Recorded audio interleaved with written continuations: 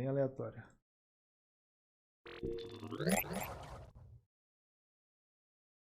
Então aí, ó. Trabalhar pro Freeza é melhor do que você pensa. A verdade sobre o exército Freeza do tal do Caio do Norte, né?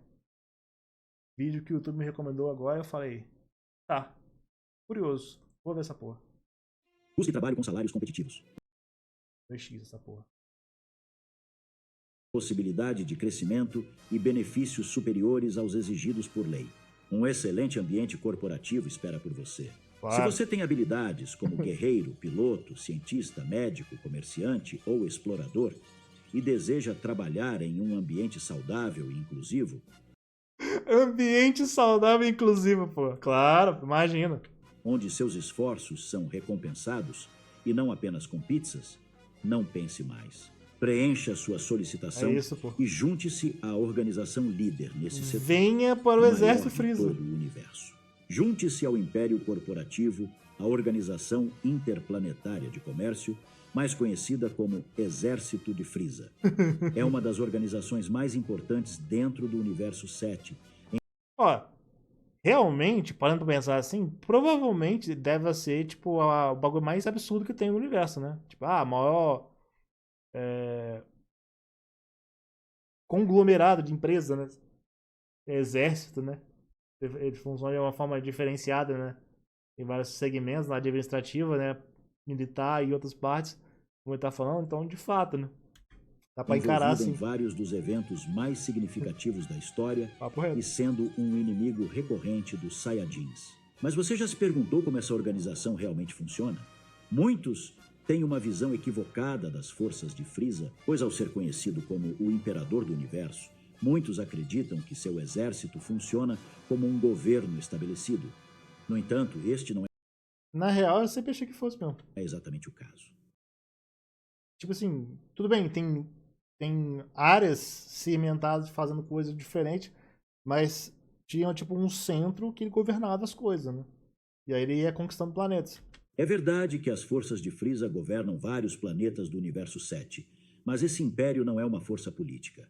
É um empreendimento imobiliário com corretores dos mais cruéis que existem. É bom lembrar que o objetivo do Freeza é ir pra um lugar específico, planeta aleatório, matar todo mundo, destruir o planeta, não destruir o planeta em si, né? Tipo, destruir tudo que tá no planeta ali, basicamente, e vender a Terra. Ou seja, meio que terraformar o planeta ao matar todo mundo que tá lá e fazer as coisas pra poder deixar só os escombros lá. E aí depois tá todo mundo foi erradicado, ele vende por um preço bom e lucra em cima disso. É assim que o bagulho opera, né? É assim que funcionava com os Saiyajins até da merda. Portanto, o Império de Freeza não é uma instituição governamental, mas uma organização dedicada a adquirir terras por métodos questionáveis e, em seguida, construir sobre elas. Isso. Contudo, as forças de Freeza, na verdade, não são tão más quanto parecem. Ou pelo menos não são para aqueles que trabalham nelas. Se prestarmos atenção, notaremos que trabalhar para Freeza é uma das melhores coisas que alguém pode desejar. Papo reto, você parar pra pensar, né? Porque, tipo assim, você é pago, você tá num lugar que tecnicamente você pode conseguir uma proteção maior, porque você tá cheio de maluco do seu lado, que são fortes. E você não vai ser morto pelo Freeza, tecnicamente, assim, né? Só se ele do nada tiver vontade, né? Mas isso daí não é muito comum. Ele geralmente só mata quem ele quer, tipo. Quem ameaça ele de alguma forma, né? Uns figurantes do caralho não ameaçam ele, então eles ficam de boa. E é por isso que hoje vamos contar tudo sobre o Império dos Demônios do Frio, desde como funciona a organização até como é trabalhar para eles. Portanto, prepare seu currículo, acomode-se e Prepare vamos seu começar. currículo. Para começar, não se tem a certeza de quando esse império começou a operar. Sabemos que antes de Freeza, Ray Code estava no comando e foi ele quem fez a companhia crescer até se tornar o que é hoje. Mas não sabemos se Code foi o primeiro imperador ou se havia outro ancestral seu à frente. Quanto às Tecnicamente tem o bagulho lá do Bardock, né? Até onde dá pra considerar isso no canon Dragon Ball, né? Mas atividades que realizavam, tecnicamente. a principal era a busca de planetas com ambientes confortáveis e favoráveis à vida. Uma vez encontrado um planeta com essas características, analisava-se o nível de poder médio dos habitantes e, com base nisso, enviava-se um ou vários guerreiros para atacá-lo com o objetivo de expulsar a população local. Isso muitas vezes significava exterminá-los, dependendo da situação. Uma vez que o planeta ficava vazio, este era vendido a um comprador que, por vezes, poderia ser uma raça que havia perdido seu próprio mundo de origem. Às vezes pro próprio Freeza. Um governo que desejava expandir suas fronteiras, uma corporação querendo explorar seus recursos, ou simplesmente um indivíduo que quisesse ter um planeta para governar.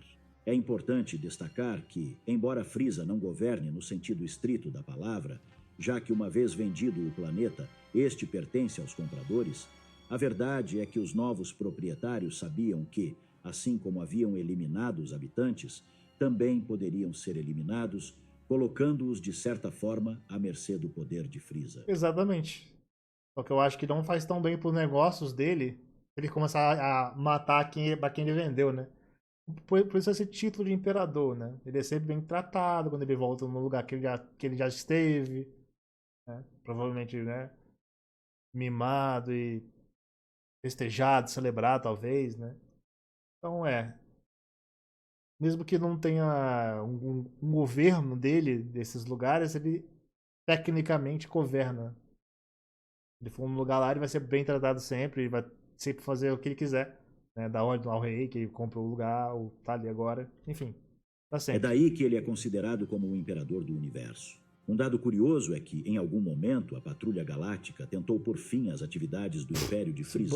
No entanto, foram facilmente derrotados e, desde então, decidiram se manter à margem de suas atividades. Óbvio, né? Não são todos os planetas que visitam que têm o objetivo de aniquilar sua população para roubar seu mundo, pois, às vezes, Freeza se aproxima apenas com a intenção de formar alianças e fortalecer seu exército. Essas alianças são de mútuo acordo e outras vezes para evitar serem exterminados por seu exército. O caso mais conhecido é o dos Saiyajins, que foram anexados por Cold ao exército, formando uma porcentagem significativa da força militar de sua organização. Aqui podemos destacar um dos tantos benefícios que o exército de Freeza oferece. Os Saiyajins nunca sentiram uma grande opressão, pois, se olharmos de perto, veremos que tinham controle absoluto sobre seu próprio planeta. É só lembrar também o final da raça, né? Que basicamente eles foram mortos porque eles jamais acreditavam que o Freeza do nada traiu eles e veio matar eles, tá ligado? Então provavelmente, quando provavelmente não, né? O Vegeta chega a falar isso na história. E os Saiyajins se tornaram os servos mais leais e, tipo, os principais, né? Servos do Freeza em relação a todo o exército dele, né? Talvez ele só abaixo do Ginyu e Companhia Limitada, mas é porque eles são um esquadrão especial. Fora eles, Saiyajins é o que mais dominava de fato, né? Em relação a outras raças no universo. Fazem parte do exército Freeza. Então, você não consegue pensar que do nada vai botar na cabeça, vai dropar o maluco de cabelo amarelo que vai matar eu. Então eu tenho que matar todos eles antes. Quem são vocês pensar um negócio desse, né? Que eles iam só exterminar esse pessoal que fazer ele lucrar pra caralho. Não faz sentido nenhum de matar o pessoal que mais colabora pra ele, né? Mas ele falou e fez isso. Suas tradições e modos de vida eram respeitados e, além de tudo, receberam armamento e equipamentos com tecnologia muito superior à que possuíam. Portanto, desde que se mantivessem leais à companhia, os benefícios superavam os problemas. Alguns podem argumentar que isso não é verdade, pois no final, Freeza acabou exterminando a espécie, mas isso é propaganda de alguns membros rebeldes. Todos sabemos que, na verdade, o planeta Vegeta foi destruído por uma chuva de meteoros. Claro. Não acreditem em teorias da conspiração. Verdade. O grande Freeza nunca nos mentiria. As bolas gigantes de energia não existem no Império de Freeza. Ele foi um grande amigo dos Saiyajins. Senão ele não sofreria tanto após a morte de Paragus. Broly, veja! Veja o que aconteceu! Veja! O seu pai foi assassinado, Broly! Além de recrutar soldados, o Império de Freeza costuma fazer negócios com companhias mercenárias para que se encarreguem da conquista e venda de certos planetas em troca de uma comissão.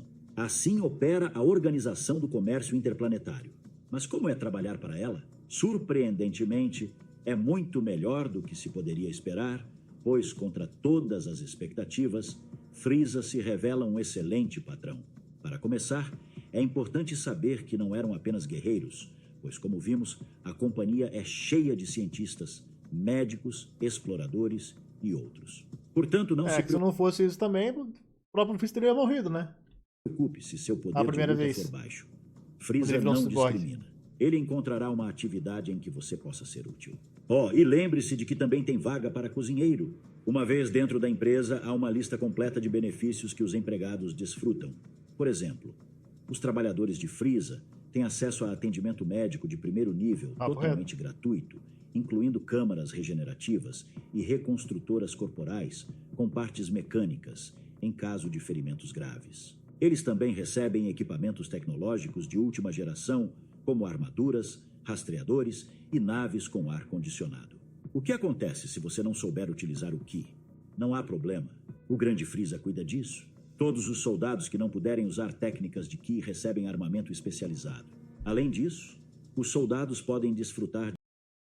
Outra pausa aqui. Acho que a coisa mais curiosa e que eu fico realmente martelando na minha mente é que eu queria muito saber o que aconteceu com o exército do Frieza no período da morte do Frieza e do Rei Cooler até o Freeza ressuscitar no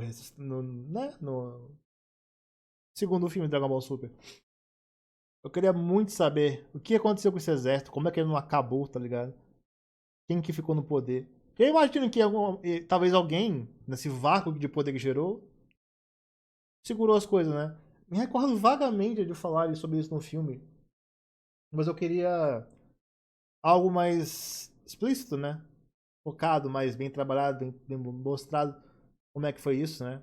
E principalmente como é que tá sendo agora que o Freeza tá vivo de novo. de seu tempo livre da maneira que preferirem, com várias comodidades disponíveis para que possam aproveitar os dias de folga. E isso não é tudo. No Império, a lealdade e a eficiência são premiadas, pois o Grande Frieza acredita na meritocracia.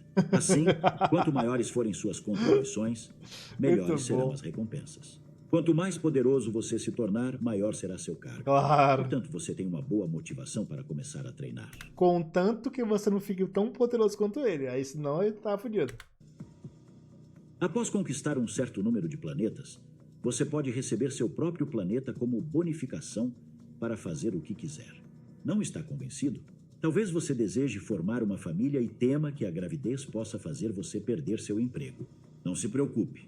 Uma vez que você demonstre sua lealdade e compromisso com o Império, poderá acessar a licença maternidade e apoios para criar seus filhos, porque as crianças de hoje são os soldados de amanhã. Mas este não é um trabalho tão simples, pois você terá que enfrentar inimigos poderosos que colocarão sua vida em risco. Mas, mesmo que você morra e prove ser um soldado eficiente e útil para a causa, o Grande Frieza está disposto a lhe devolver a vida se surgir uma oportunidade. Então, o que você está esperando? Junte-se às forças de Frieza hoje mesmo. Tudo isso que acabei de dizer não é apenas porque Frieza me pagou. É informação 100% oficial. Como podem ver, trabalhar para Frieza é realmente um dos empregos mais desejados do Universo 7, com incontáveis benefícios e um risco relativamente baixo. Porque, a menos que você tenha a má sorte de receber uma missão contra seres excepcionalmente fortes, como os Guerreiros Z, a verdade é que a imensa maioria dos habitantes do Universo 7 não são páreos para as forças do Grande Frieza. E aqui você pode estar pensando que não importa quão boas sejam as condições de trabalho, nada disso vale a pena se você corre o risco de ser aniquilado por seu chefe toda vez que ele fica bravo. Esse seria um bom argumento se não fosse pelo fato de que todas aquelas cenas de Frieza matando seus próprios soldados são imagens falsas. Frieza nunca matou nenhum de seus soldados e costuma se comportar com bastante educação. No máximo, ele os ameaça como... Realmente o Freeza geralmente se comporta com bastante educação. Eu acho isso muito foda no personagem, inclusive. Ele se porta como um imperador. Né? Ele tem as sutilezas e os trejeitos dele, né? Como um personagem, né? De uma realeza. Como se tivesse tido desde a infância, né? Esse polimento para ter, né? Essa posição como um príncipe, ele ter sempre se portar como tal. Né? Então ele geralmente age assim, até ele perder as estribeiras geralmente com o Goku. fez com Zarbon quando quase matou Vegeta, exceto com os Saiyajins. Mas lembrem-se de que isso foi devido a uma chuva de meteoros. Claro. Qualquer outra coisa que ouvirem é propaganda enganosa.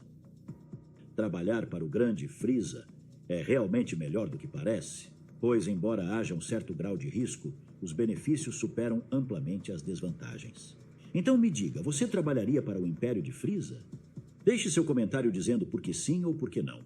E já que você está aqui, não esqueça de se inscrever e ativar o sininho para não perder as novidades do canal. Um abraço do Caio e até a próxima. Muito bom vídeo, cara. Pô. A Ganda é melhor que a Twitch, né? Dá pra pensar, pô. A questão é onde tem todas as informações. Não é ideia. Ele deve ter tirado só pesquisando as coisas que é apresentado na história, né? Seja no mangá ou em publicações do Toriyama, ou mesmo no anime, nos filmes. Dá pra fazer muita coisa em cima disso, pô. É só uma sketch de humor, basicamente, pô. Nada demais, não.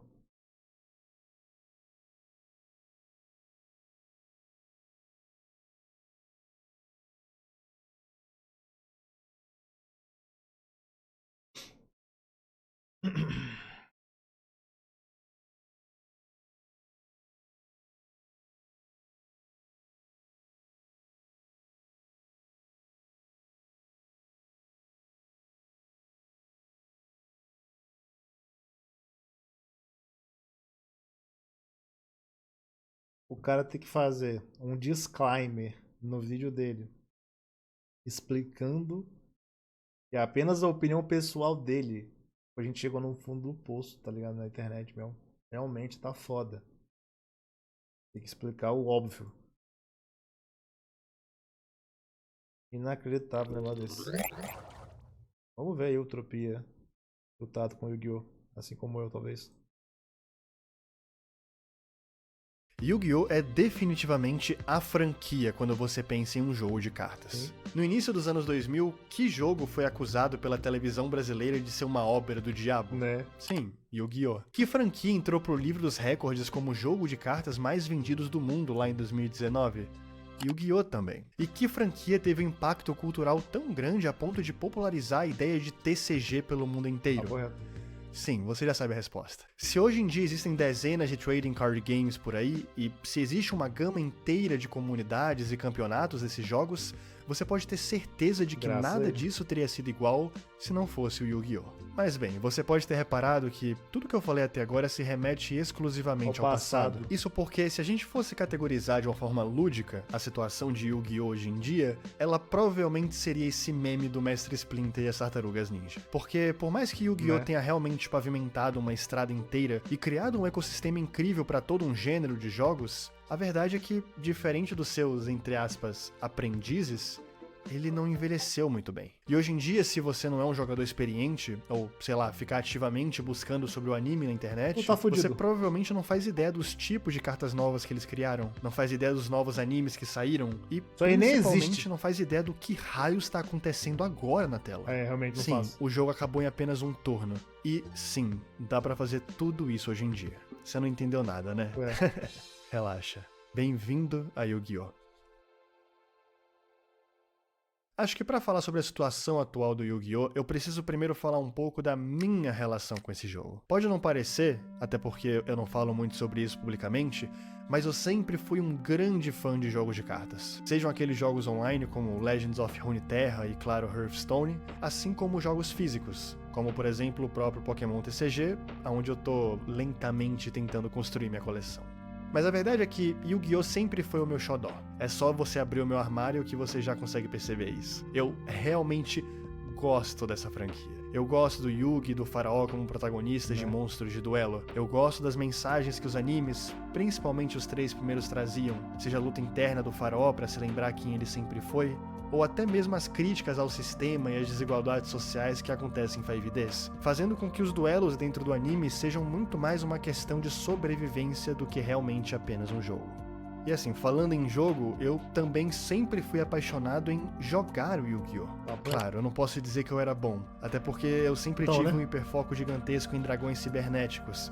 E pra quem sabe mais sobre o meta do jogo, Um deck sabe bosta. também que esse tipo de deck nunca foi lá as melhores coisas do mundo. Mas era divertido. E pra mim, naquela época de 2015 a 2018, isso era tudo que me importava. Mas Caralho, eu tô ficando preocupado, né? Porque pra mim, Yu-Gi-Oh! É 2004, 2005, tá ligado? É essa época. Eu tava saindo da parada, tá ligado? mesmo assim, algo me afastou do jogo. Lentamente eu fui deixando Yu-Gi-Oh! De lado. E até mesmo hoje em dia, quando eu vou em algum card shop e falo que eu quero voltar a jogar o jogo, as pessoas parecem que me olham estranho. E foi justamente por causa dessa reação das pessoas que eu decidi ir a fundo pra tentar entender. Sabe? Tipo, tentar entender o que raios aconteceu com Yu-Gi-Oh! Mas antes de a gente continuar falando sobre Yu-Gi-Oh!, eu preciso dar uma palavrinha do melhor serviço de VPN que eu já usei. Se tem uma coisa que a internet definitivamente não é, Em TCG de seguro. LoL sempre teve, na não verdade. tem por que você usar a internet hoje em Tem dia e tempo, não tem. estar junto de uma VPN. Afinal, VPNs servem principalmente para te dar privacidade e segurança online. E a Surfshark consegue cumprir perfeitamente era com outra. essas duas tarefas para você. Além de criptografar sua conexão e proteger os seus dados, uma VPN ela é muito útil quando o assunto é consumo de mídia. Só para você ter uma ideia, a maioria dos serviços de streaming que você consome tem catálogos inteiros apenas disponíveis em outros países. Isso é muito paia, Então tem né? muito filme e série muito bom que você podia estar vendo, mas não consegue por bloqueio de região. Isso é Além muito disso, paia. a Surfshark conta com o plano VIP deles, o Surfshark One, que além da VPN exclusiva, você ainda ganha acesso a um buscador dedicado, um sistema de aviso de violação de dados e ainda um antivírus exclusivo, para te deixar ainda mais seguro. E se tudo isso já não fosse bom o suficiente, a Surfshark ainda tá com uma promoção de Black Friday por tempo limitado, onde assinando qualquer plano deles você ainda ganha mais 4 meses extras e com um preço impecável de barato. Então ter uma VPN não só se tornou muito útil, como tá praticamente de graça nesse mês de novembro. Bem, é só você descer aqui, acessar o link surfshark.com/tropia É e isso. ganhar 4 meses extras com um preço muito bom. A hora de se proteger agora. E a Surfshark é exatamente o que você precisa. Obrigado, Surfshark, e bora pro vídeo. Quando eu tento pensar onde que o Yu-Gi-Oh! Errou, eu sempre gosto de dividir em duas partes. A primeira sendo a parte do anime, e de todas as decisões que a Konami tomou sobre ele, e a segunda sendo a parte do TCG. Ou seja, o jogo de cartinhas de verdade. Tá, então vamos começar pelo anime.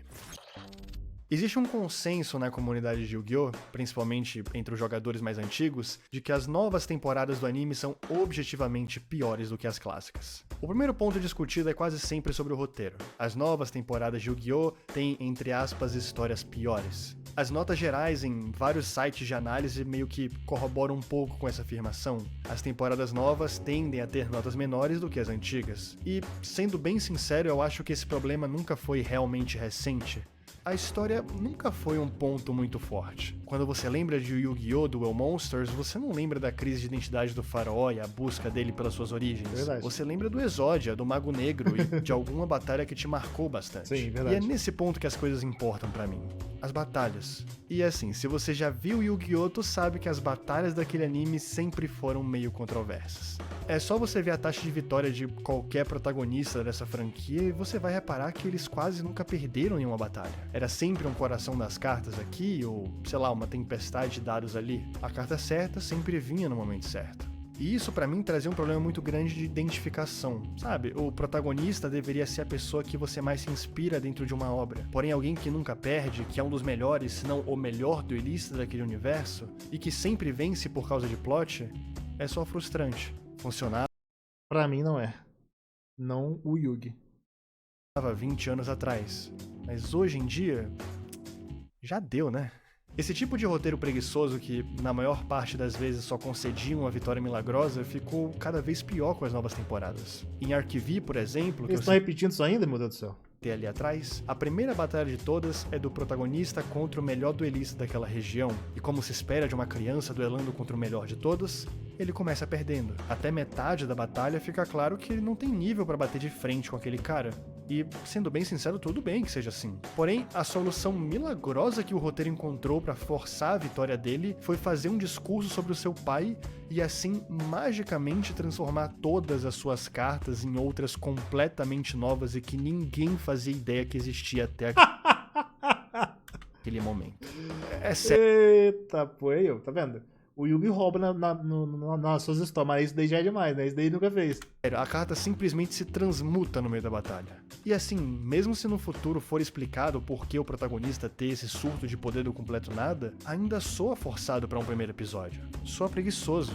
E é desse tipo de roteiro, entre aspas, preguiçoso que eu tô falando. Na época do Duel Monsters, ver o Faraó destruindo uma carta mágica usando um monstro comum era engraçado. Mas a gente relevava porque as regras do jogo original estavam sendo criadas ainda. Isso é verdade. O próprio mangá era bem diferente do anime nesse quesito. Mas aqui não dá pra aceitar isso. E pelo que eu vi do feedback de algumas pessoas, esse tipo de problema não parece ter melhorado muito nas novas temporadas. O segundo problema é o foco etário do anime, porque de uns anos pra cá, os novos spin-offs têm tido uma abordagem muito mais infantil que as primeiras temporadas. O Yu-Gi-Oh! Arc V, o V-Reigns e até mesmo o novo Yu-Gi-Oh! Sevens foram feitos pela Konami para atingir um público-alvo mais novo. As tramas foram feitas para serem mais simples, assim como os alívios cômicos foram feitos de uma forma mais boba. E isso claramente irritou um pouco as pessoas que cresceram com Yu-Gi-Oh! E acabaram não, entre aspas, se vendo mais representadas em um anime que não é mais pra eles. Porém, sendo bem sincero, eu sempre achei que esse era o rumo natural de qualquer programa ou show infantil muito antigo. Se você vê o que Dragon Ball tá fazendo em Dragon Ball Daima, ou sei lá, o que os Jovens Titãs fizeram em Jovens Titãs Go, você vai reparar que é muito mais normal do que parece essa ideia de querer atingir um público mais jovem. Talvez um público que possa vir a se tornar mais... Cara, eu discordo um pouco. Sabe por quê? Porque dá pra fazer as duas coisas. Dá pra fazer. Eu sei que eu jamais seria, de novo, o foco pro público-alvo de uma história infantil. Mas quando você faz a história infantil muito boa, pega mesmo o fã e ficou lá pra trás, né?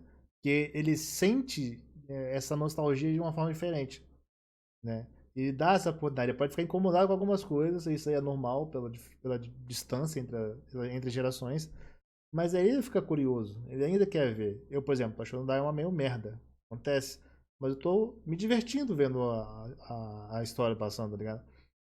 Eu tô lá acompanhando. Isso vale para outras histórias também. Inclusive que apareceram nesse vídeo aqui.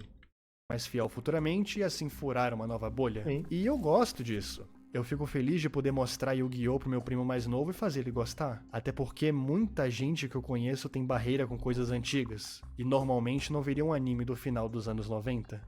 Mas uma coisa é inegável, o anime e o mangá sempre foram vitrines cruciais para o que realmente importa para Konami, que é o TCG. Né? É no TCG que a comunidade se cria, e é no TCG que eles lucram muito mais. E pra mim, não faz sentido nenhum eles fazerem as temporadas mais infantis serem lançadas justamente no momento mais complexo do seu jogo. Eu vou falar uma coisa aqui também. Eu entendo você fazer temporadas mais infantis, pensando em atrair público novo sempre essa parada, considerando que tem que ficar se reciclando, porque né, a gama de fãs da é infinita, né? Tem que ter nova geração pra consumir uma parada assim. Mas essas novas gerações que estão vindo aí, não são elas que se sustentam, né? Geralmente tem que ser o tipo de pessoa que fica enchendo o saco do pai pra comprar parada. Então não vai ter, né? Então, por isso que é meio grilado só pensar só nesse tipo de público, né? Na minha cabeça, é importante tentar mirar ambos os públicos, tá ligado?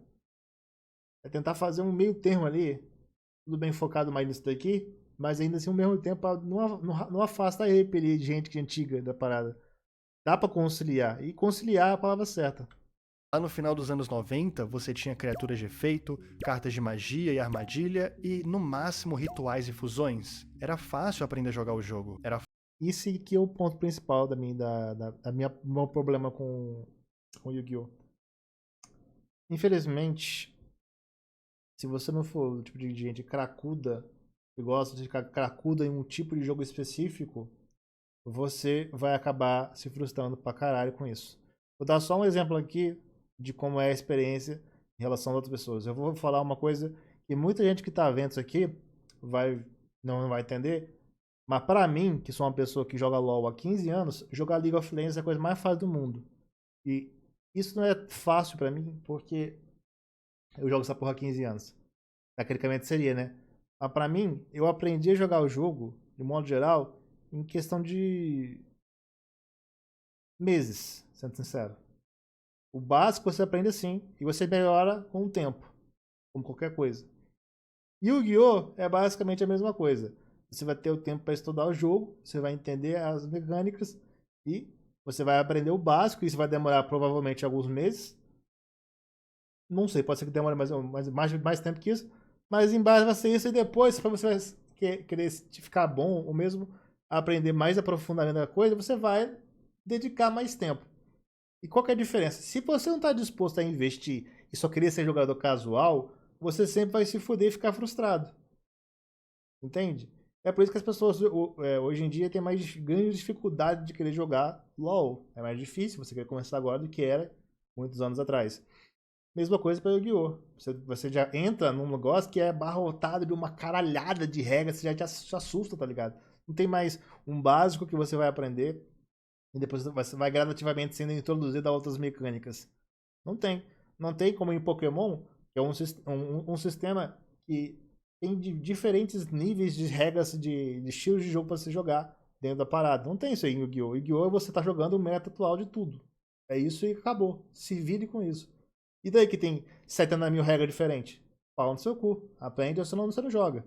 Não deveria ser assim. Deveria ter, desde essa época que o jogo começou até hoje, todas as fases de mudança que tiveram ao longo dos anos, ter segmentos diferentes, de campeonatos diferentes, com estilos de jogo diferentes, para poder atrair todo mundo, desde os fãs antigos até gente nova, que queira se interessar por um novo tipo de jogo, né? Que você tá de saco cheio de algum meta, não tá achando que tá meio merda, você vai para um outro negócio lá, você aprende mecânica nova e assim vai. É o ideal, né, pra mim, no jogo de carta, que é muito mais fácil de fazer do que, sei lá, um MOBA, por exemplo, como o LoL, que não pode fazer esse tipo de coisa. Fácil montar um deck aleatório e se divertir. Porém, quanto mais temporadas foram surgindo, mais mecânicas também foram sendo adicionadas para gerar esse certo senso de novidade. Em GX o foco foram as fusões, em 5Ds trocaram para os Synchros, em Zexal os monstros XYZ, Arquivi os pêndulos, Brains os links e você entendeu. As cartas que antes não passavam de uma linha de texto, agora eram quase mini bíblias. Um usuário do Reddit até mesmo fez um gráfico da média de letras em uma carta de Yu-Gi-Oh! Ao longo dos anos. E se no início elas não passavam de 30, hoje a média é quase 80 letras. Isso porque lá no início boa parte das cartas nem tinha efeito, né? O texto era muito mais estético do que realmente necessário. E aí tu me diz, como é que eu apresento esse jogo pro meu primo? Pro mesmo primo que amou aquele anime fofinho e simples sobre cartas de duelo? Né? Como é que eu faço? Eu mostro um guia de 55 páginas pra ele ler? Tá vendo? Só não faz sentido. Paia.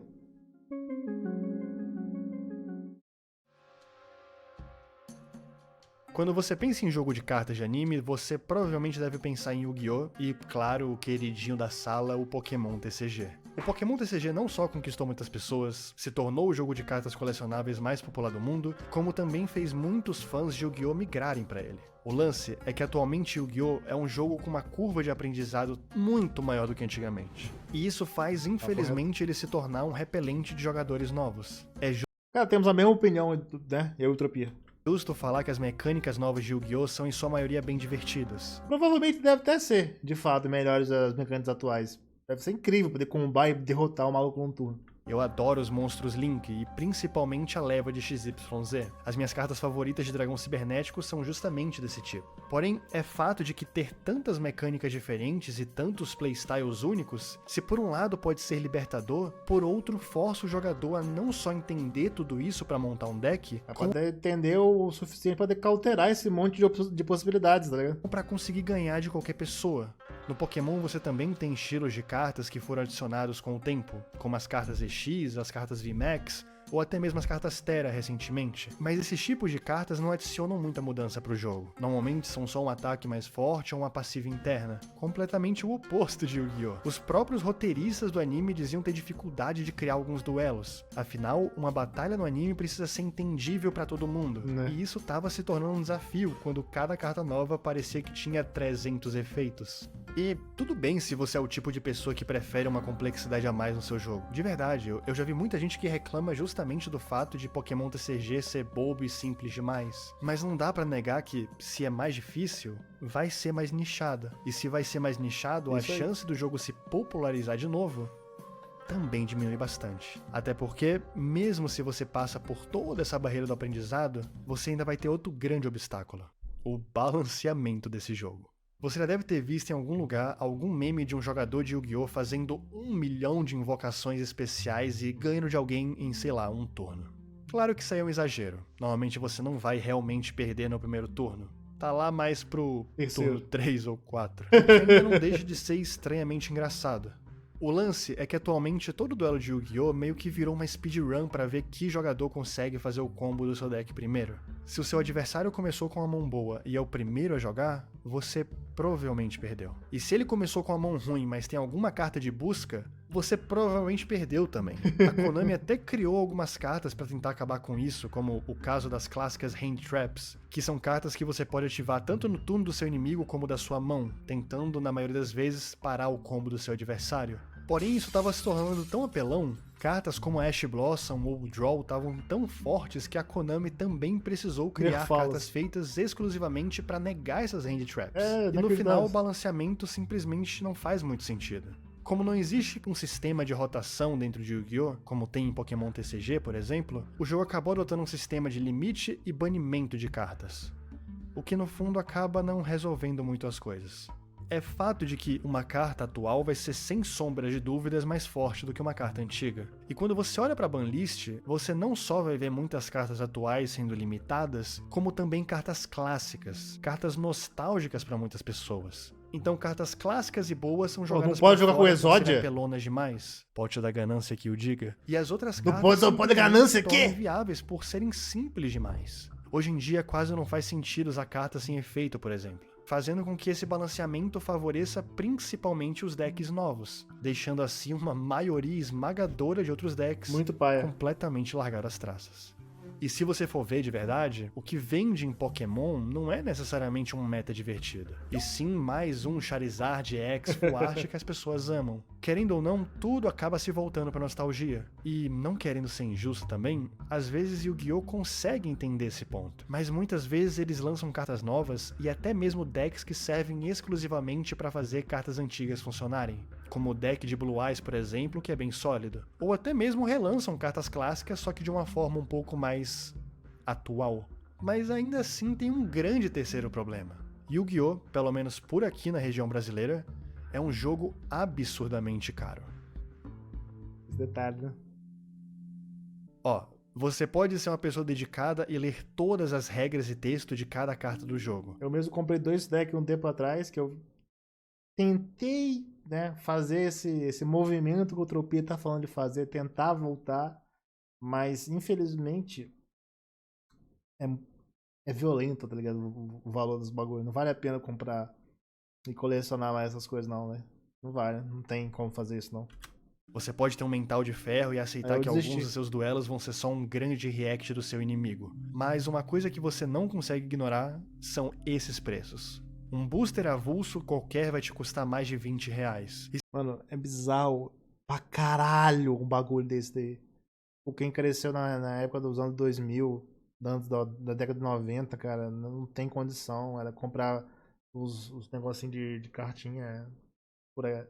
Não era R$1 essas porra, velho. Não existe, cara. Vai tomar no cu.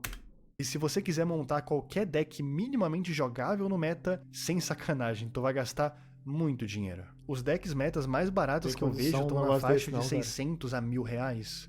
E, poxa, isso não é viável. Então, assim, no final do dia, dá pra entender por que muitas pessoas têm receio de começar e de voltar pro Yu-Gi-Oh! O jogo ele é bem mais difícil que os outros, bem mais frustrante por conta dos combos desbalanceados, além de ser extremamente inviável financeiramente. Claro que se você pretende ter como um hobby uma coleção de cartas, não importa que jogo você vai jogar, né? Magic vai ser caro, One Piece vai ser caro, Dragon Ball vai ser caro e até mesmo o próprio Pokémon. Mas antes R$8 num booster do que, sei lá, 26. Meu Deus. Vocês devem estar achando que eu sou um hater gigantesco de Yu-Gi-Oh, né? Mas por incrível que pareça, eu não sou. Eu, na verdade, amo muito essa franquia. Eu literalmente cresci com ela. Eu vi muito mais episódios do Yugi ou do Jaden duelando do que do Ash, por exemplo. Quando eu tive a oportunidade de jogar alguma coisa com os meus amigos, Yu-Gi-Oh! Foi a primeira opção e eu sempre me diverti muito com ela. Né? E é por isso que me deixa frustrado o fato de que esse jogo, principalmente aqui no Brasil, eu quero deixar isso claro, tá morrendo. Ele ainda consegue alcançar números interessantes e ser relevante lá no Japão, por exemplo, mas aqui, se não fosse a comunidade extremamente fiel e teria acabado, engajada, né? eu sinceramente acho que ele estaria muito pior. Às vezes eu me irrito um pouco com as pessoas que são super fãs de alguma coisa, porque muitas vezes elas gostam de criticar o gosto dos outros. Mas Foda. eu preciso reconhecer que pelo menos nessa situação, são essas mesmas pessoas que estão fazendo o trabalho duro de preservar e principalmente honrar o legado de um jogo que já foi muito importante para as pessoas. E que sem sombra de dúvidas teve um impacto cultural enorme na sociedade. Yu-Gi-Oh! É gigante, e mesmo que a Konami não esteja tomando as melhores decisões mercadológicas, Como sempre. isso nunca vai mudar. Eu sempre vou amar muito tudo que o Yu-Gi-Oh! Representa, e vou tentar levar um pouco disso até mesmo nas coisas mais simples. É um fato que, hoje em dia, eu sou um cara muito menos engajado com essa franquia do que um dia eu já fui. Mas se eu tô aqui fazendo um vídeo inteiro sobre ele, ainda quer dizer que eu me importo. Papo reto. Sabe? Quer dizer que eu gostaria de ver esse jogo batendo todos os recordes e sendo uma febre de novo, tendo a grande glória que ele teve lá no início dos anos Não tem 2000, como mais. e não se tornando algo cada vez mais nichado pelas pessoas. E, ok, talvez isso nunca mais aconteça, Né? mas eu também acho que não custa nada sonhar.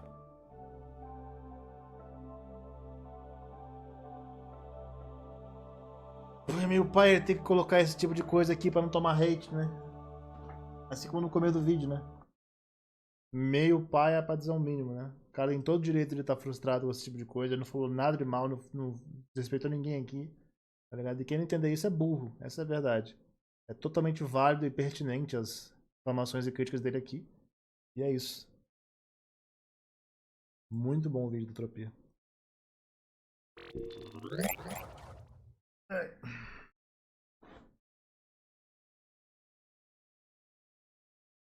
É isso, chat. Vou nessa. 3 da manhã. Vamos ficar por aqui. Amanhã é segunda. Segunda-feira é dia de quê? Não faço ideia de que dia que é. Mas é. Provavelmente vai ter lá de anime, né? Porque eu tenho que ver anime, né? Então, tendo mais anime nesse fim de ano, né? Então deve ter mais. Fechou?